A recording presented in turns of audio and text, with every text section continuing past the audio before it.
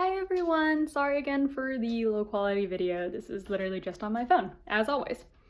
So I did finally get my dress, I unboxed it, and I was super excited to finally see it and get to touch it.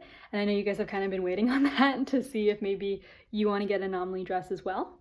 And so I will start by saying that I'm not going to show my whole dress just because I do still have 6 months until my wedding, and I would really hate for anyone who's attending my wedding to run into this video and get to see my dress ahead of time. So I'll post an update of what the actual full dress looks like after my wedding in October. But I would just say I tried on a lot of dresses at the boutique, a lot of Maury Lee's, Essence of Australia, I think is what it's called. Ton of designers from like David's Bridals to like upscale boutiques where the dresses were like $8,000, which was ridiculous. And I will say the quality of the material is just as good, if not better. One thing I noticed is I have tulle on my dress on the skirt, and it is much softer than the tulle on the dresses that I tried on the bridal boutique. Another thing is I can give you a little peek here. I do have an organza skirt. So this is really soft. It's actually holding its shape well. It's not wrinkling as bad as some organza dresses that I've had before, but definitely if you're gonna have an organza dress, bring a steamer on your wedding day. And I'll give you guys kind of a little sneak peek of like the lace pattern up top. So this is the shoulder strap of the dress. As you can see, the lace is pretty much just like, it's got a little bit of a sheen to it. It's really silky soft, and it's got little sequins, as you can see, laced into it to give it the little extra bit of shine. I mean, just looking at the lace cutting here, they did a really good job. They really made sure there were like no loose pieces hanging off. It's that whole way throughout the dress. I mean, I examined it from head to toe because you guys know like I was not the happiest bride to be when it was late. But looking through the detail and kind of the craftsmanship, one of the concerns that I've kind of heard of from other people who are considering Anomalie is they understand the growing pains, and they are like, I don't want a dress that's going to be hastily made. I don't think you're going to have an issue with that here. And I mean, I can only speak from my experience. Other brides may not have had the same experience. So I guess it's one of those like talk to as many people as you can. For the most part, the fit was pretty perfect.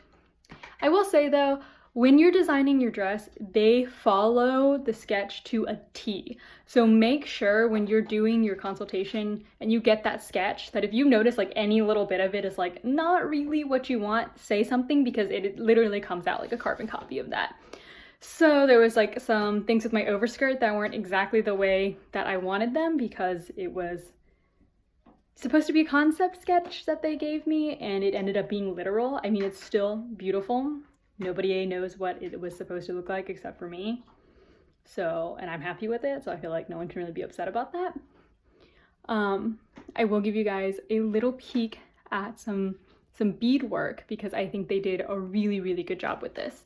So here you can kind of see, pull it out if you can focus. That was all hand beaded, done in the shop. So I was really, really impressed with that. I think that's about as much as I can share about my dress right now. I'll be happy to answer any questions that you guys have. But yeah, if your concern was the quality of what your dress would come out to look like, I wouldn't be concerned. I actually really love my dress. I wish I could show you guys the whole thing because I know a lot of you are waiting on that.